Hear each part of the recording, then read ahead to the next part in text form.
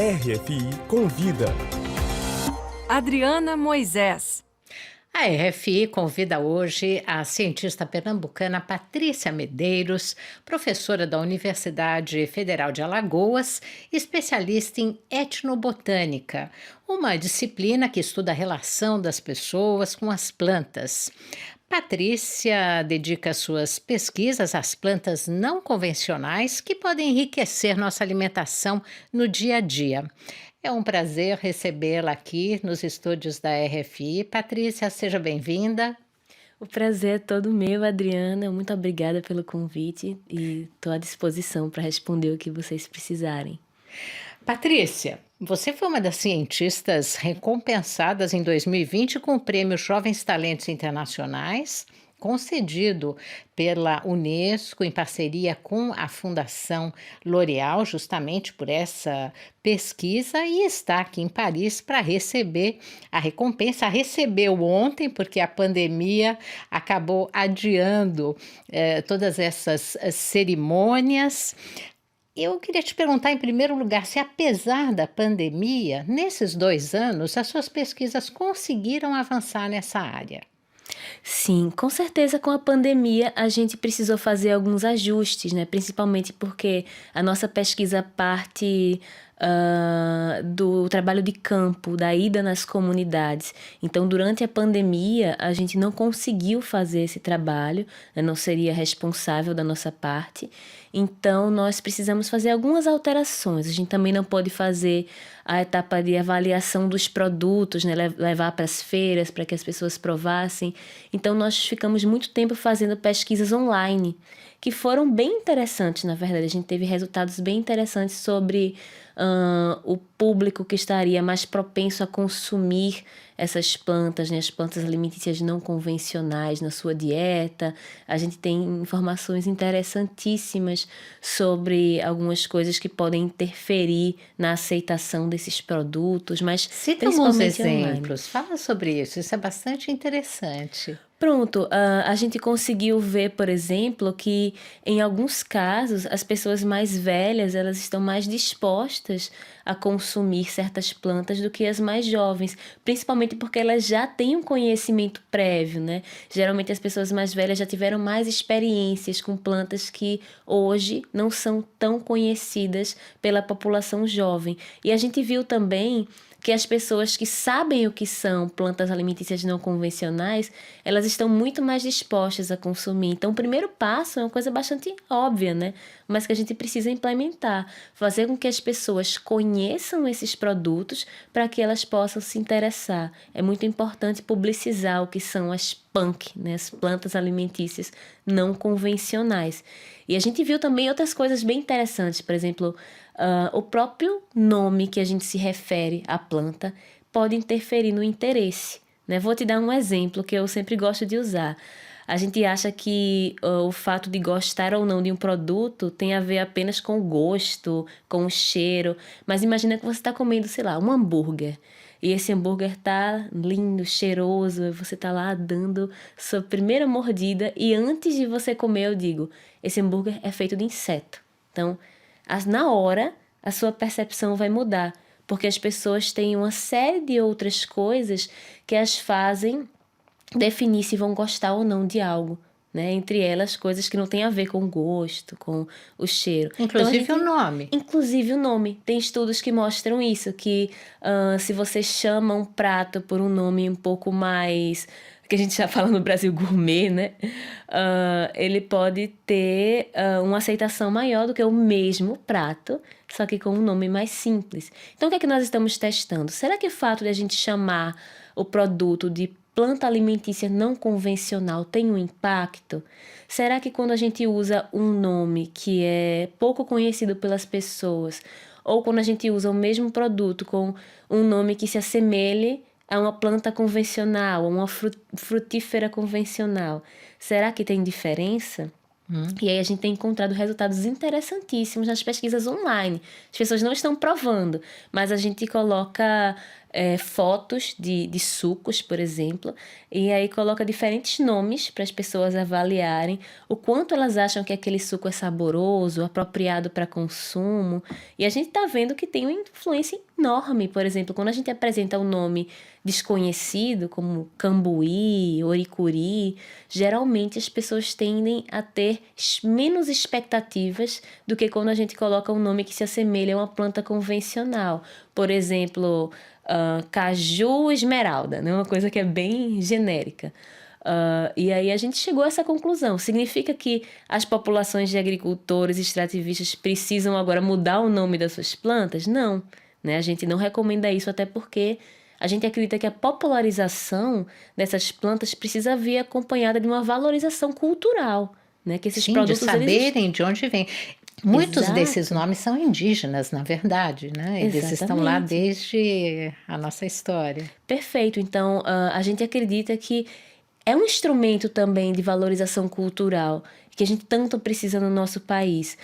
Então, a nossa recomendação nesses casos, claro, em conjunto com os agricultores, com os extrativistas, geralmente é de que esses produtos eles sejam vendidos com a estratégia de publicidade que possa, de alguma maneira, ancorar esses produtos em outros que já são um pouco mais conhecidos, para que as pessoas percam um pouco dessa resistência por se tratar de algo diferente. Então, seja uma associação no sentido de dizer, se assemelha um pouco a esse produto.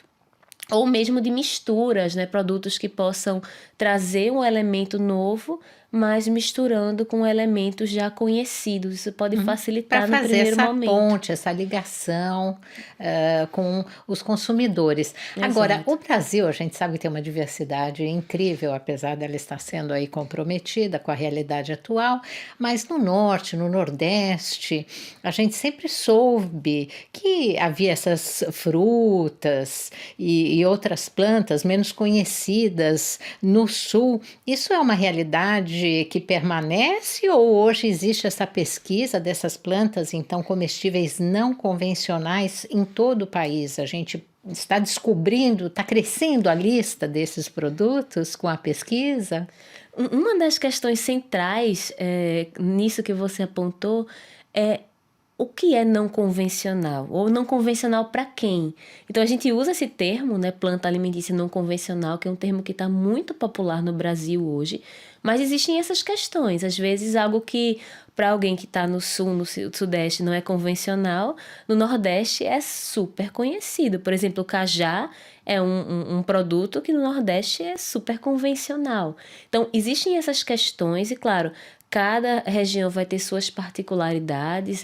De fato, no norte e no nordeste, a gente tem uma diversidade enorme de alimentos que já é popularizado, mas mesmo nessas regiões, a gente tem uma série de espécies, né, de plantas que ainda não são conhecidas fora de um contexto local, fora das comunidades rurais, por exemplo. Então, mesmo em Maceió, onde eu vivo, tem várias plantas, principalmente as silvestres, né, que ocorrem nas florestas, que as pessoas em Maceió nunca ouviram falar. Então, essas como umbu, como cajá, já são mais conhecidas, mas a gente tem um universo de outras que sequer nas capitais do Nordeste as pessoas conhecem. E tem valor nutricional, eu imagino, importante, que pode acrescentar, enriquecer a alimentação, não, dos brasileiros, principalmente nas cidades, evitar os produtos industrializados e mais nesses produtos naturais, dos quais você está falando.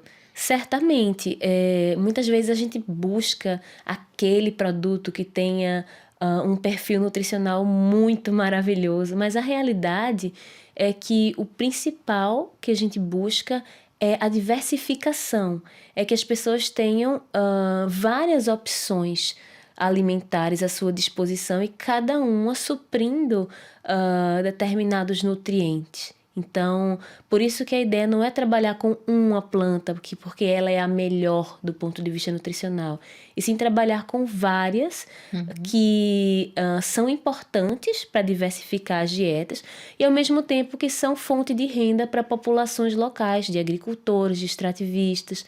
Então, essa popularização ela vai trazer ganhos econômicos para populações que muitas vezes não têm tantas políticas públicas à sua disposição, podem muitas vezes ser marginalizadas. A ideia é que essas populações possam também ter ganhos a partir da popularização desses produtos. Nós estamos atualmente com 33 milhões de pessoas passando fome no Brasil. Você diz que nas áreas rurais ainda há um conhecimento maior, que é quase uma tradição de passagem, né? Imagino, entre os agricultores, as famílias, o modo de vida. É nas grandes cidades que está o maior problema, fazer as pessoas e políticas públicas, por exemplo, para incentivar o consumo desse tipo de produto. Certamente, eu acredito que no campo nós também temos, né, uma série de problemas relacionados à fome. A fome está voltando, né, para o Brasil, está aumentando em diferentes setores da nossa sociedade. E claro que é preciso de muitas políticas públicas para resolver essa questão. Eu não acredito que apenas a diversificação desses produtos vá atacar o cerne da questão, mas eu acho que é um passo, sim. A partir do momento que a gente tem mais produtos à disposição, que as pessoas têm mais informações sobre o que efetivamente serve de alimento e o que não serve, a gente já consegue, de alguma maneira, contribuir dentro desse contexto difícil que estamos atravessando.